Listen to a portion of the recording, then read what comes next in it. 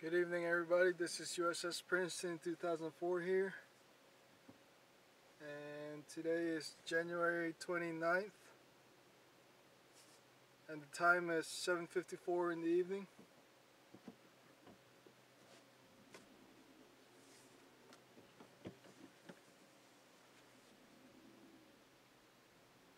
I just filled up my gas tank, and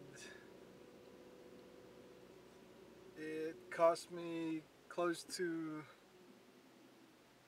$30 to fill up my tank. It was 1/3 full, and I had usually within 2 weeks I would have used maybe half a tank of gas, but I had to pick up my mom from work one night, and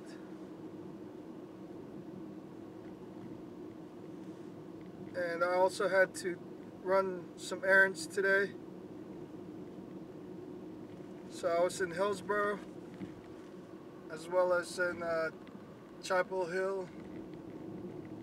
I was out trying to pick up some tax forms from the libraries, both in the Hillsboro Public Library as well as the Chapel Hill Public Library, but the only form that I got is one of the I think it's 1040 Easy forms.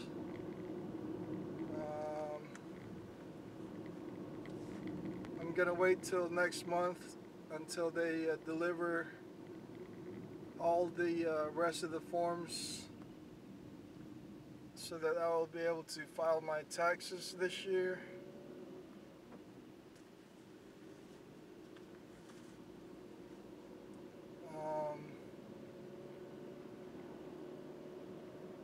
I've been working several consecutive days lately. Finally, I get a day off tomorrow. I will be trying to install the low-profile camera mount that I bought. I bought the low-profile mount that came with an extension to raise the height of the camera. I bought it for $10 on eBay, and without the extension, the camera just sits right on the mount with a standard 1/4 inch thread, 1/4 inch screw, and I think that the pitch is 20.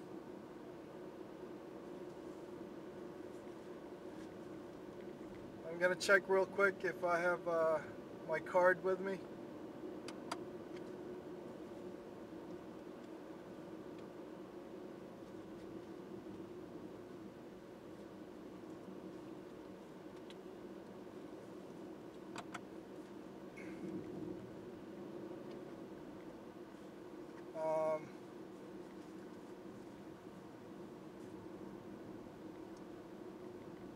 The reason why I got a low-profile camera mount is because the flat adhesive mounts that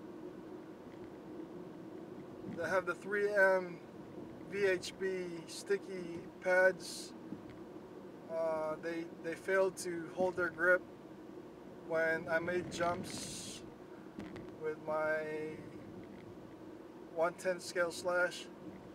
So now what I'm going to do is bolt to the 3 holes that are on the flat low profile mount that I just recently purchased,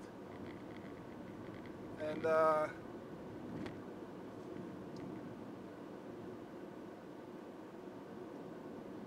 I also bought some switch, unbreakable switch plates. These plates are what's bolted or screwed onto the switch to turn on and off your lights inside a room.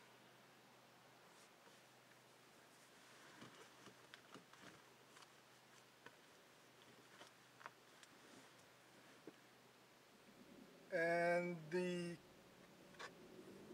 these are made by GE, and it actually does say unbreakable on the label, on the cardboard stapled to the light switch covers. And I got a deal for 2 of them for around $4, $4.25 I think. And it's flexible, so when the RC truck is making some jumps and it lands pretty hard, the flex that is allowed on these unbreakable light switch covers will let the impact, the force from the impact, dissipate so that it wouldn't tear the polycarbonate Lexan plastic body. And the bodies that I'm gonna mount them to are pretty thin.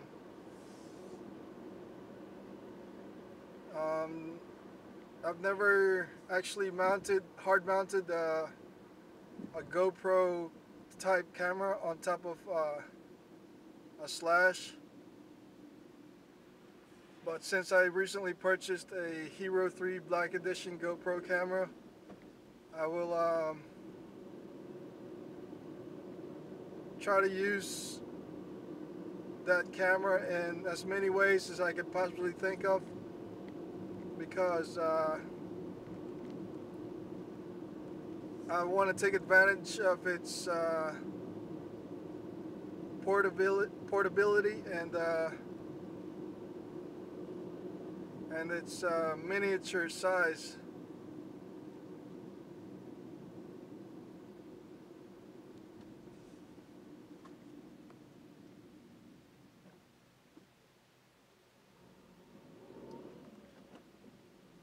What I'm gonna do is have my brother drive the other 5807 Slash just in front of the Slash with the GoPro camera, and that will allow me to take some footage of the trucks, which would appear to be full-scale, one-to-one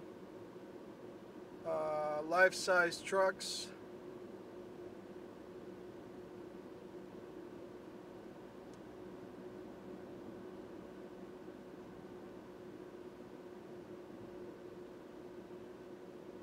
There are actually quite a few videos on YouTube with onboard videos taken with the GoPro series of cameras. Not necessarily the Hero 3, because the Hero 3 just came out last year in 2012, late 2012. But the older models, I know for a fact that it works. And some of the videos that I've seen are kind of shaky, but some are actually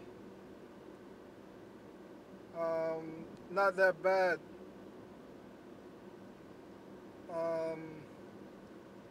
From the testing that I've done, I was able to record less than a minute's worth of videos, and it, it came out that the videos were a little bit shaky, and when I uploaded it to YouTube, the there's a feature on YouTube itself that allows you to improve the video. It actually says improve the video, and one of the ways for YouTube to try to improve the video is try to stabilize the shakiness using one of their softwares. And I had tried stabilizing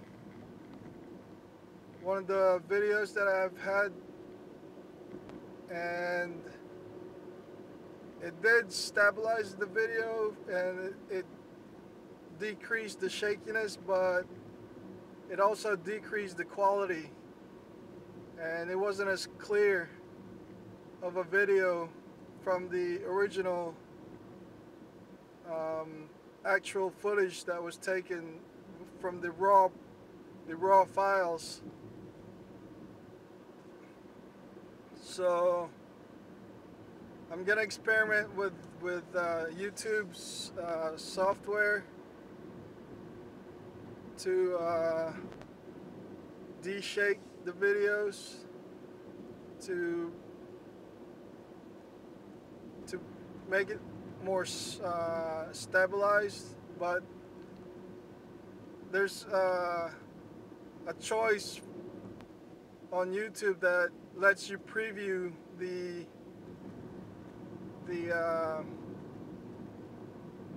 edited version as opposed to your original video. So if you don't like what you see in the preview, you don't actually have to go through with the internal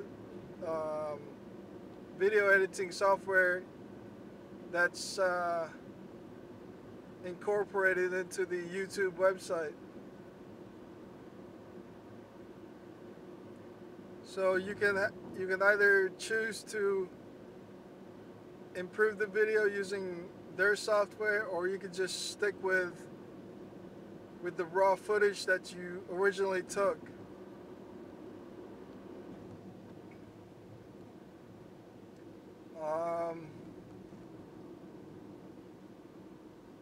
I will also try to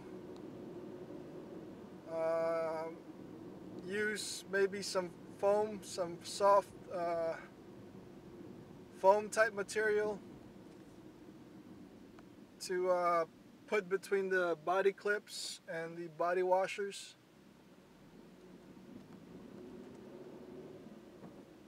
Just so that the body is sitting on the posts a little bit more solid, without the shakiness that results from the vibration because of the rough terrain that's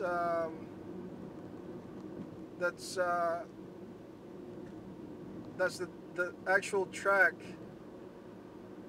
at the track that we built. The terrain is pretty rough, so it's not a really smooth surface. So there will be a lot of vibration, and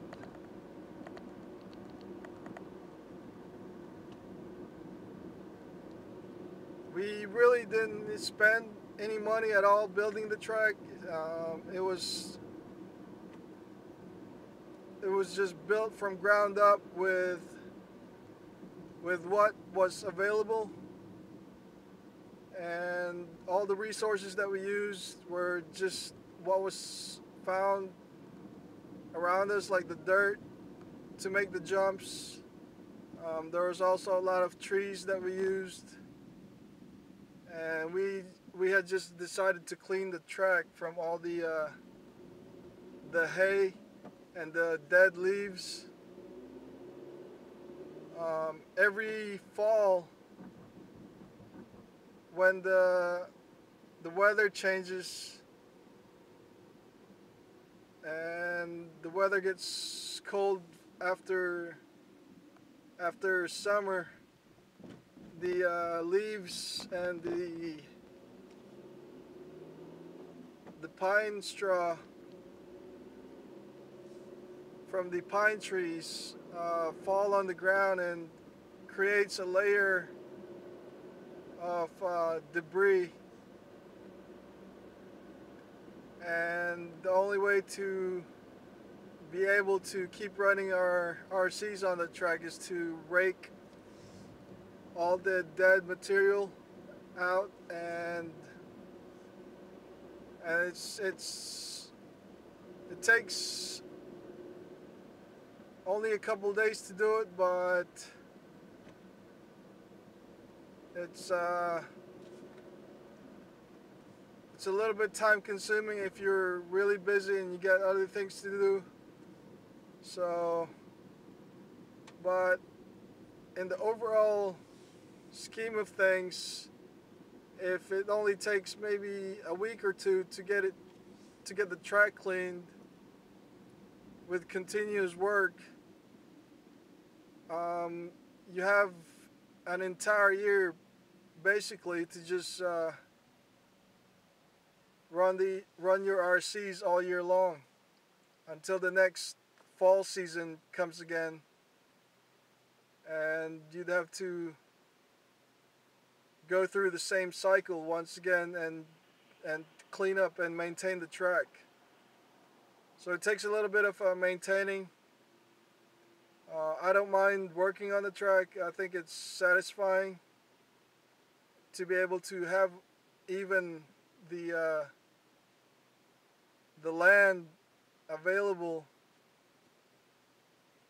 I see a lot of other guys with RC trucks that live in suburban neighborhoods, and their only place to run these RCs are on the streets in their neighborhood or in their grassy backyards. So I'm pretty lucky to have a rather large area where we had built this RC track, and these trucks are actually labeled to be short course, and it's very fitting because the track that we built is pretty much true short course track.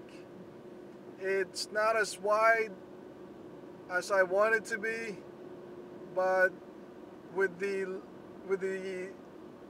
land that we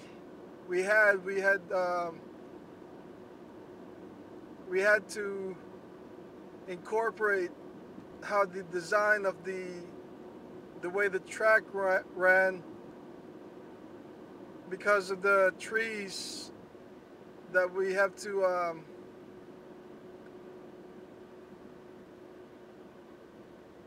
to dodge some of the trees, and we built a track as best that we could so that these trees wouldn't be in the way of the layout of the track.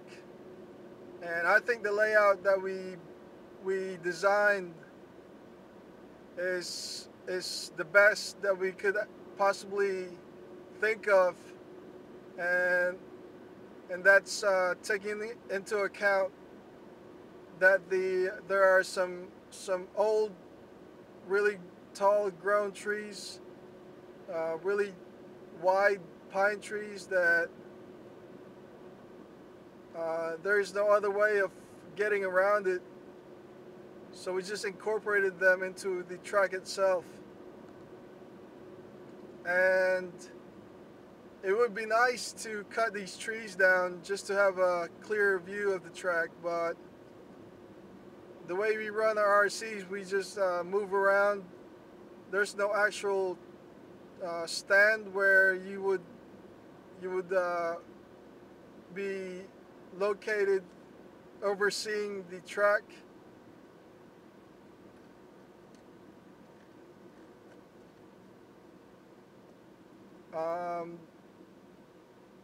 I mean, it's this track is not a track, you know, where they hold professional RC races, but it's good enough for the purposes that we have. We have a lot of fun running our RCs here, so to me, I think that's all that matters right now.